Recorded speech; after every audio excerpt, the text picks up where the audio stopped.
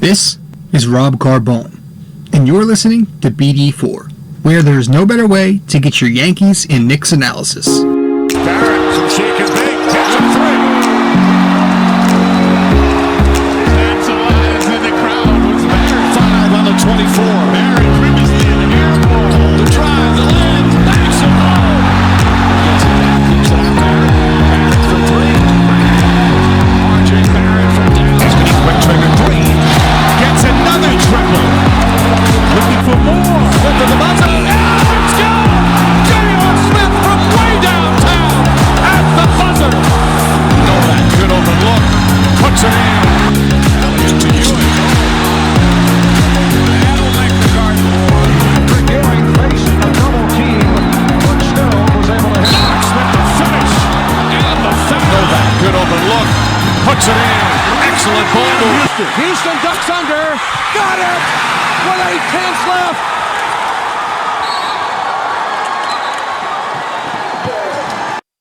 What is going on, guys? This is Rob Carbone coming at you with another episode of BD4, where there is no better way to get your Yankees and Knicks analysis. Hope everybody's doing all right. As I am recording, it is May 10th on a Saturday night. As you are listening to this or watching this, it is a Sunday morning, May 10th. Yeah, hope everybody's doing well. You know, it's same old shit. Days go by, we're really just doing the same routine, and that's absolutely nothing. Well, at least in my case, I've not been doing much at all. But, you know, I'm trying to find things to do, trying to find a TV show, trying to find a new hobby, trying to maybe start reading books. Yeah, that's how desperate I am. God, I don't fucking know. I'm trying to stay busy with this podcast. You know, it's been especially slow for me lately, just because I finished up school, so I have so much extra time now. School is over. You know, still sporadic with my work hours because of what's going on. So it's hard to find a hobby right now other than, you know, doing this podcast, BD4. So if you've just stumbled across this channel, thank you for coming by, and please subscribe to BD4 on the many different platforms we have, guys. We are available on Apple, on Google, SoundCloud, Spotify, you know, Anchor, and the video cast is up on YouTube and many more platforms as well. All you have to do is go to my website in order to subscribe to all the many platforms.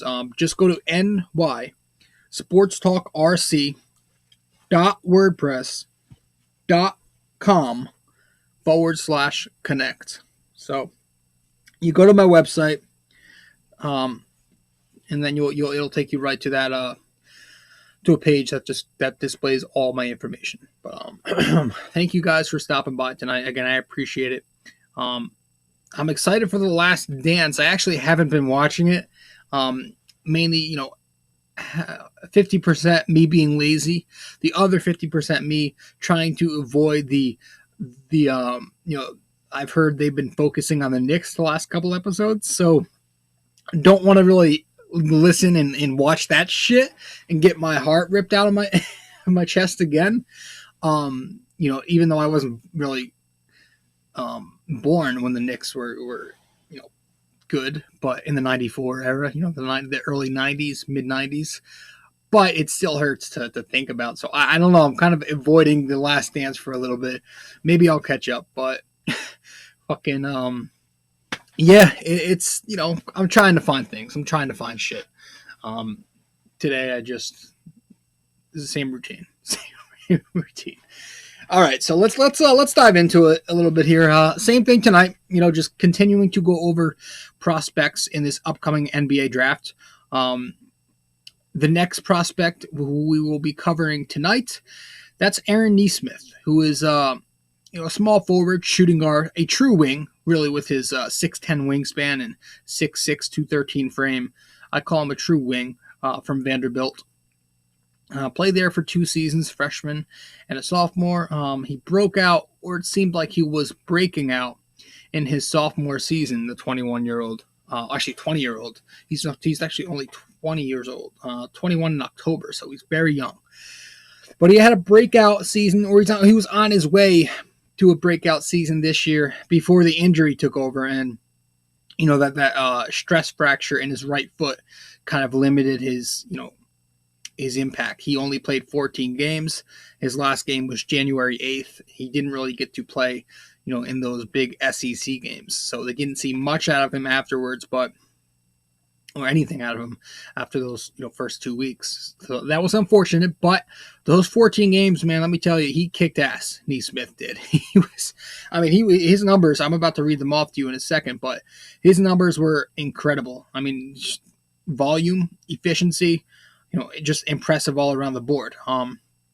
So he had a good, solid season, but he's another guy who here in episode 117 who is likely to be taken, I would say, in the 15 to 25 range in the first round. So we're still on this mid first to second round, section of this little piece we're doing here. We're going to work our way down to the lotto guys eventually. We will touch on the lottery picks, the potential guys that could be picked in the first 8, like LaMelo Ball, Anthony, and those guys like that. So we're going to get there.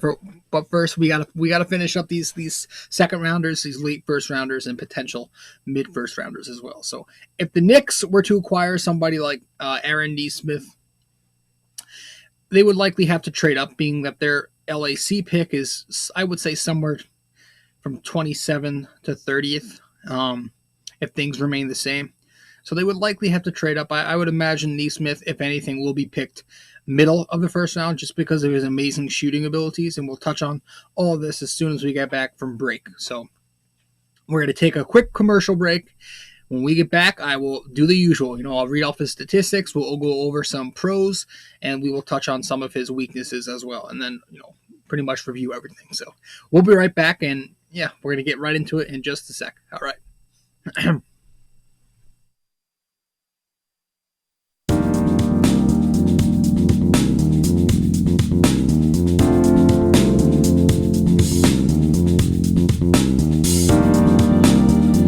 Hey fellas, really quick, I just want to remind you, in order to subscribe to BD4, to subscribe to my blog, and to follow me on social media, all you have to do is go to my website. That's it. Just go to nysportstalk.wordpress.com/connect. Once again, that is nysportstalkrc.wordpress.com/connect. Once there, guys, that will display all of my information. Where to subscribe to the podcast, how to subscribe to my blog, and where to follow me on social media. Guys, thank you so much, and let's get back to the show.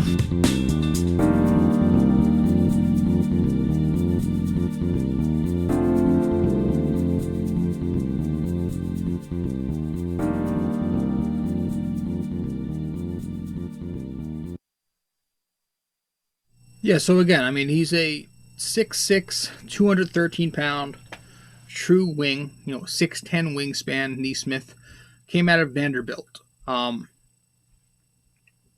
Sophomore season was tremendous before the injury. So in 14 games across 36 minutes per night, he was dropping 23 points per game, 5 rebounds per game, 23 points, 5 rebounds, and 1 assist. On an efficiency line of 51% from the field, 52% from three-point distance on over 8 attempts, and 83% at the stripe on just under 5 attempts. That's some incredible offensive efficiency, some incredible production offensively. And defensively, he racked up the numbers there. 1.4 steals, just under 1 block. So, a lot of people were considering him as one of the most improved players in college from his freshman season to his sophomore season. Took a large jump. He increased his attempts, his volume, and his efficiency. So that was pretty impressive. Usually when somebody increases their shot attempts, right, and starts scoring a little bit more, their efficiency numbers will drop. But he went from 39% from the field to 51%, from 8% from three to 52% on 8 attempts. I mean, it was just a remarkable 14 games. Remember that it wasn't a large sample size, but 14 games, knocking down, going 4 for 8 for 3-point. That's pretty fucking good. So that's who he was. He was a college. He was a 3-point marksman in college, just a legitimate shooter from three. So I project him in the NBA to be a very, very effective 3-and-D wing. Right, I think he could become a rotation regular, somebody who can make a very good, strong role playing, regular off the bench. So I project him. Excuse me. I predict him to go again mid to late first. I would prefer the Knicks. I wouldn't hate if they had to trade up for somebody like him and take him. I think he reminds me of a lot. Some comparisons here. We've heard Courtney Lee and Danny Green. Those are the two I love. We've also heard Ariza, Alec Burks, and like a poor man's Corver, but the two I really love are Courtney Lee and Danny Green. I think that's very much who somebody like Aaron Nesmith could be. He reminds me of both of them very much, just because, especially Danny Green, just because of the way he plays. He's, we know he's a shooter, but he's a movement shooter. Many consider him the best movement shooter in the entire college class of 2020. So, he's a catch and shoot specialist, with an ability to shoot off the bounce if he needs to, if necessary. But most of his offense is coming off that catch and shoot, where he's, running off of screens in a variety of different actions, reading the defense very, very well and just spotting up off of screens and, freeing up space on the floor because of his ability to run around exceptionally off the ball and catch and shoot that way. He was 94th percentile in spot up offense, ranked in the 97th percentile in shooting off the screen this past season. So, again, that's where the Danny Green comparisons come from. And that's why he's so efficient, because he takes smart shots, right? He frees up space by shooting off of screens. He gets a lot of space to shoot, and that's why he's so efficient, because he uses his teammates effectively. And he's got a nice mid-range game too, but his shooting is the number one priority here. But again, he can still, he generates a lot of free throw attempts. So his ability to get to the line is kind of underrated in a sense. People don't talk about it enough.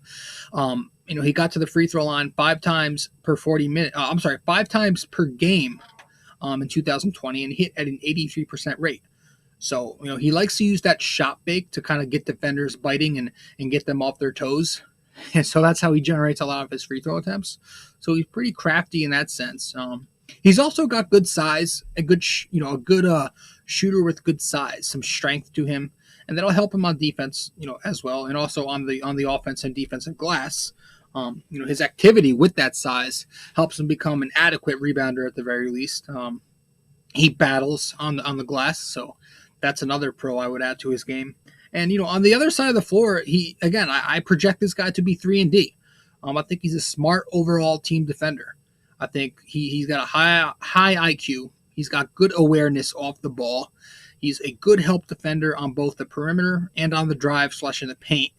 So he can pretty much do a lot of things defensively. He's good on the ball too. So he's not just an off-ball defender, but he's got good good technique, good stance, good positioning when he's guarding the ball handler. And again, the numbers defensively weren't bad either. When you stretch them out to per 40, 1.6 steals, 1.0 blocks as a sophomore at Vanderbilt. So those are a lot of good things right there to say about Nesmith. His ability to shoot off screens and to run around the floor and catch and shoot, and spot up, and just be mega efficient that way. But, also an adequate rebounder. And then also a pretty decent defensive player as well. So I really like this kid's ability to become an NBA player. I think he's going to be somebody who doesn't struggle immediately upon entrance. I think he can be an immediate impact. They're so valuable, guys who can shoot. Now the Knicks are going to have to probably, with somebody who likes to spot up and shoot without the ball, play without the ball. I would hope that the Knicks stress getting a point guard in this upcoming draft for the number 1 pick, right, in the lottery. Now, there was actually talks tonight. It was kind of in the headlines that the Knicks are considering trading up for LaMelo Ball if they don't get the choice of the draft pick of their choice, right? If they get something like 8, they're considering trading up for LaMelo Ball. And that would be huge for me. To get a playmaker like that, I think he would fit well with somebody like Nesmith. Now, of course, do the Knicks trade for somebody like Ball? They're probably, there's a chance that Barrett could be included or Robinson, right? When you're trading up, when you're already that high and you're going to trade up even further for, potentially a top 3 pick, let's say Ball will be, there's a good chance you're going to have to get rid of a cornerstone or two. I know the Knicks do have some draft picks, so they have a little bit of wiggle room and some leeway maybe, but I can't see a scenario where they can get, trade up like that without taking a big hit. But we'll see. We're talking about Nesmith tonight, guys. And guys, again, I think he's very effective. A great college player, and there's an ability here to be a very good, strong, reliable 3-and-D threat, like a Danny Green, again, in the NBA. So something the Knicks should consider with their lack of shooting overall, not just in the backcourt, not just in the front court, not just from their wings, their combo forwards, whatever you want to fucking call them. They just don't have shooting overall, right? They're going to lose Dotson, I'm thinking. Trier could possibly walk too. And, their backcourt right now consists of Peyton, who can't shoot, Frankie Ntilikina, who's not, Ntilikina's gotten better, but he's still not a great shooter, and Dennis Smith Jr., who's just a mess right now. He forgot how to play basketball. He can't shoot. So they need shooting as much as they can get. In their front court, they've got Kevin Knox, who, that's probably the best part of his game, but it's still very erratic. Bobby Portis is likely going to walk. He wasn't that great of a shooter anyway. Occasionally he'd get hot. So they don't have shooting. Randall ain't gonna provide that at the 4 spot. He ain't shooting for shit. He'll jack him up, but he ain't gonna make them. So I think Nesmith could be very invaluable in that sense. And of course the defense too. But those are his positives. Now, like every guy in this class, there comes a decent amount of weaknesses too. For one, I think the first thing a lot of people notice is Nesmith's lack of athleticism. He doesn't really have a burst, no burst to him. The side-to-side lateral movement is pretty slow. Lacks that vertical pop, so he's not going to be a great rim protector despite the wingspan. Not great in the post defensively. I mean, that lack of athleticism will kind of limit him offensively too, right? We've seen in college that he's not a great finisher. For a guy of his size, his length, he's not really that great of a finisher. He doesn't have the soft touch that you would think he would. He was under 50% in the restricted area in college, so that's not good at all, right? When you're that big, that large, you want to see a little bit, more improvement, a little bit more efficiency, rather, in that restricted area. But no, he's not great off the bounce. Now, I said he'll occasionally hit the step back here and there, but he's not a creator. He's never going to really create for you in ISO. He's not really going to make plays out of pick and roll. So he's pretty basic in that sense as a ball handler. Doesn't create much off the bounce. One of those rare players who is miles better without the ball than he is with it. In terms of his passing, he'll make the simple reads, the kickouts, the swing passes, the drop-off passes, but that too is pretty basic as well. So he's not much of a playmaker, not much of a ball handler in P&R. He's pretty much just a straight-up 3-and-D, two-way wing. Defensively, though, he'll be a little bit foul-prone here and there. He'll try to gamble too much and cost his team with a couple of fouls early. 3.8 fouls per 40 minutes in college, so that's going to have to come down if he wants to succeed defensively in the NBA. And the last thing, but not least, of course, we talked about it a couple of times. At the top of the show, we mentioned that he's got a limited track record because of that, the stress fracture on his right foot. His last game was January 8th. Didn't really get to play much in SEC play. So we'll see how this whole thing turns out, though. I still like this kid a lot. I would still take my chances on him. I would still even move up in the draft to acquire somebody like him. I think his talent, just his value, his importance could be tremendous on a team like the Knicks, who just lack that shooting ability. He can make them so much better in that area, just one player alone. But that's just my 2 cents, of course. Hey, not saying anything, just Aaron Nesmith. That's what we've got tonight, and I think that's it, guys. I think we've pretty much covered it all. So I appreciate you guys stopping by. Tonight was Aaron Nesmith from Vanderbilt. 6'6", 213, 6'10" wingspan, 21 years old in October. So that's him. I hope you guys enjoyed it. Again, just consider it, Knicks. Just consider it. That's all I want them to do. Guys, thank you so much for stopping by. I think we're going to wrap this one up. So if you haven't yet subscribed to the podcast, be sure to do so right now. Go and subscribe to BD4 on my website on nysportstalkrc.wordpress.com/connect. Guys, thank you so much for coming by, and I'll see you next time. All right, ciao.